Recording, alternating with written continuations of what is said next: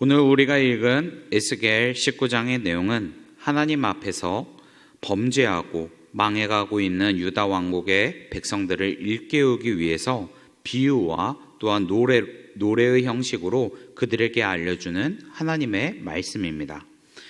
애가라는 말은 장례 때 부르는 슬픔의 노래, 눈물의 노래라는 의미를 가지고 있습니다.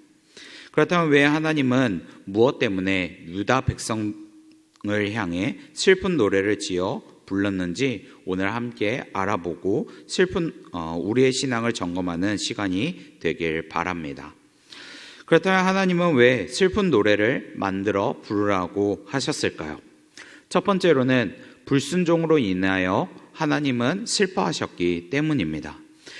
2절과 3절의 말씀인데요, 우리 함께 읽어보도록 하겠습니다. 시작. 부르라, 내 어머니는 무엇이냐? 암사자라. 그가 사자들 가운데에 엎드려 젊은 사자 중에서 그 새끼를 기르는데 그 새끼 하나를 키우매 젊은 사자가 되어 먹이 물어 뜯기를 배워 사람을 삼키매. 아멘. 이 말씀에 보면 하나님은 에스겔에게 이스라엘 민족 지도자들을 위해서 슬픈 노래를, 애가를 지으라고 하셨습니다.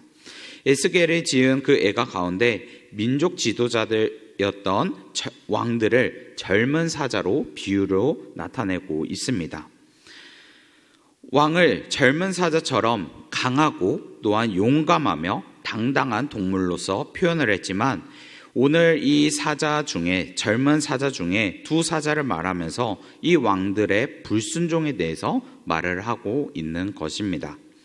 두 마리의 사자는 바로 유다 왕들 중에 여호와하스와 여호와긴을 의미합니다. 이 두 마리의 사자는 3절과 6절에 보면 동일한 표현이 나타납니다.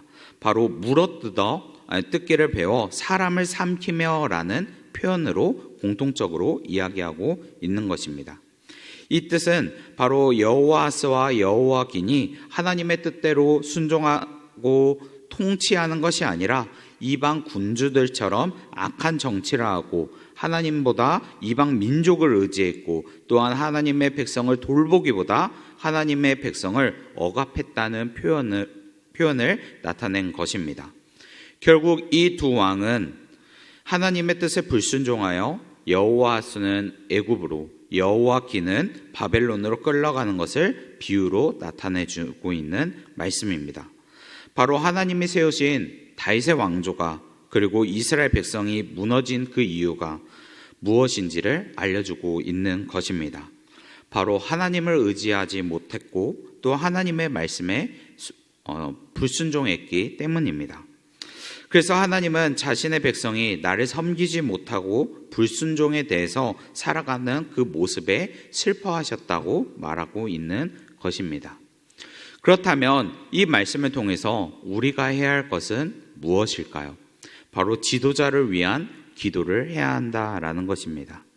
오늘 말씀에 왕이 악하면 그 나라는 약해지고 또한 그 땅과 백성들은 불행해지는 모습을 비유적으로 나타내는 이 내용을 우리가 알게 되었습니다. 이것은 바로 유다 나라의 멸망의 역사였고 또한 이 역사가 증거가 되었습니다. 오늘날 우리는 하나님이 세우신 대통령과 지도자들이 하나님의 뜻이 무엇인지 구별하며 나아갈 수 있도록 우리는 힘써 기도해야 합니다. 신약성경 디모데전서 2장 1절에서 2절의 말씀을 보면 이렇게 이야기하고 있습니다. 모든 사람을 위하여 간구와 기도와 도고와 감사하되 임금들과 높은 지위에 있는 모든 사람을 위하여 기도하라. 아멘. 이 말씀은 바로 우리는 지도자들을 위해서 기도해야 한다라는 것을 알려주고 있는 것입니다. 오늘날 사회에는 많은 문제점들과 해결해야 할 일들이 많이 있습니다. 나라 간의 갈등, 무역 협상의 문제들, 인종차별의 문제들, 세대 간의 갈등들, 이러한 많은 문제점들이 있습니다. 그리고 이 시기는 이제 그 문제들을 가지고만 있는 것이 아니라 해결해야 하는 시기이기도 합니다. 우리는 이 문제들이 올바르게 하나님의 뜻에 따라 해결할 수 있도록 지도자들이 하나님을 의지하고 하나님의 말씀에 순종하며 나아가는 지도자들이 되어달라고 우리는 간절하게 힘써 기도해야 합니다. 그럴 때 하나님은 우리나라를 선한 길로 인도하시고 보호하실 줄 믿으시길 바랍니다. 그리고 첫 번째로 우리가 하나님이 슬픈 노래를 만들라고 하신 이유가 불순종이었다면 두 번째 이유가 있었습니다.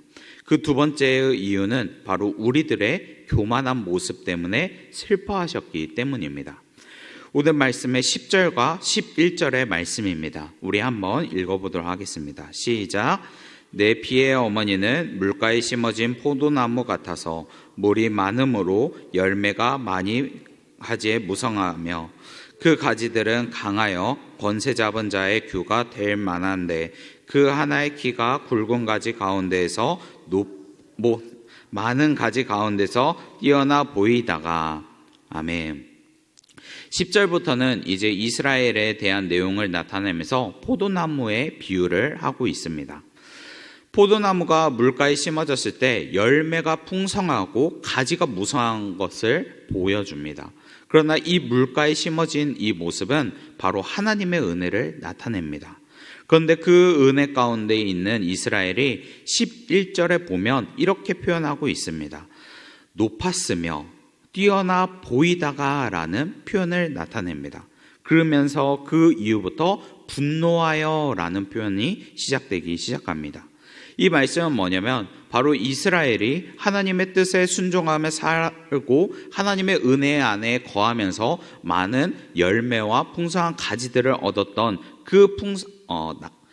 점점점 이스라엘이 부강해지는, 평안해지는 이러한 모습들이 나타납니다.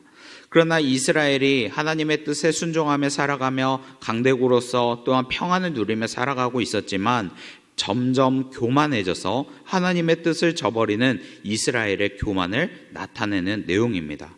그래서 11절에 높았으며 뛰어나 보이며 라고 표현을 한 것입니다.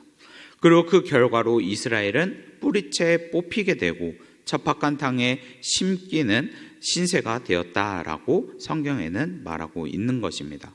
바로 하나님은 이 말씀을 통해서 자신의 백성이 교만함으로써 슬퍼하신다라는 것을 나타낸 것입니다. 이스라엘 백성들은 물가에 있는 포도나무처럼 여전히 계속적으로 자신의 풍성함이 영원할 줄 알았습니다. 그리고 그 풍성함이 자신의 힘이라고 착각하며 살았습니다. 그러나 그 모든 것이 하나님의 은혜였고 하나님의 힘이었습니다. 이스라엘 백성들은 결국 세상의 풍요로움이 자신의 힘이라는 그 착각에 하나님을 의지한 것이 아니라 세상을 의지하게 되었고 그 결과로 하나님은 슬프게 하는 일이 나타났습니다. 하나님이 애가를 만드신 이유가 무엇이었을까요? 바로 나의 백성이 나를 의지하지 않고 나의 말에 귀 기울이지 않고 나갔기 때문입니다. 세상은 풍요로움이 좋았고 물질을 의지했습니다. 그 결과는 그들의 교만이 되었고 또한 패망의 길을 가게 된 것입니다. 그리고 또한 영영 죽음으로써 아무리 슬퍼하고 이 세상에 슬프며 이야기할지라도 세상과 단절됨으로써 듣지 못하는 그런 상황이 오게 된 것이죠.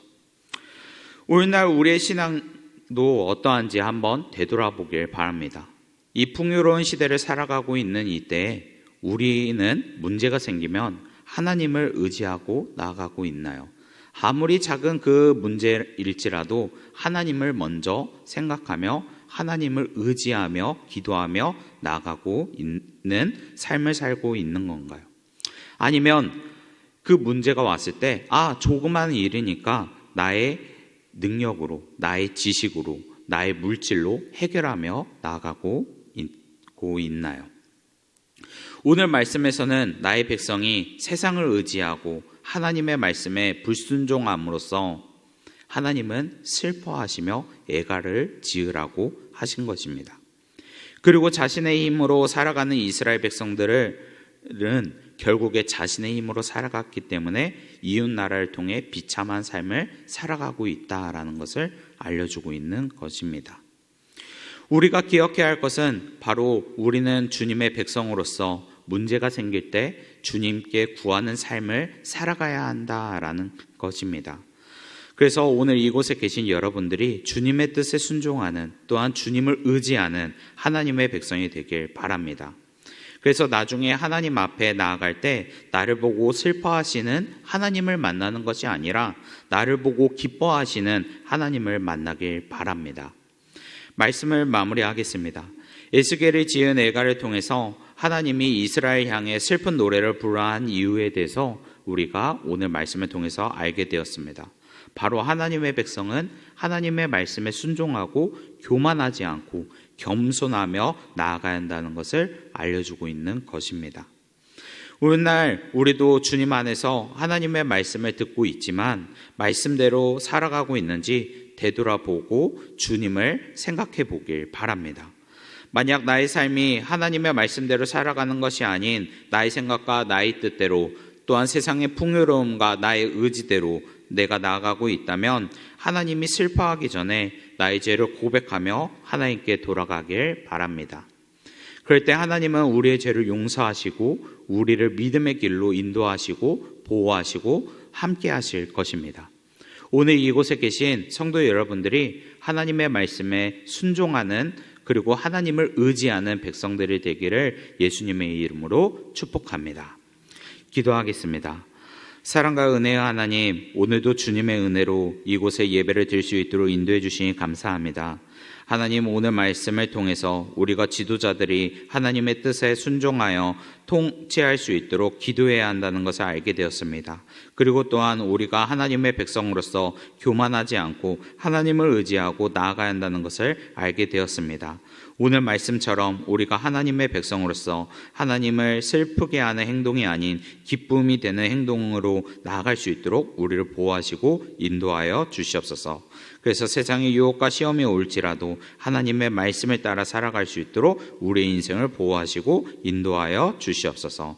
우리를 사랑하시고 인도하시는 우리 구주 예수 그리스도의 이름으로 기도합니다. 아멘.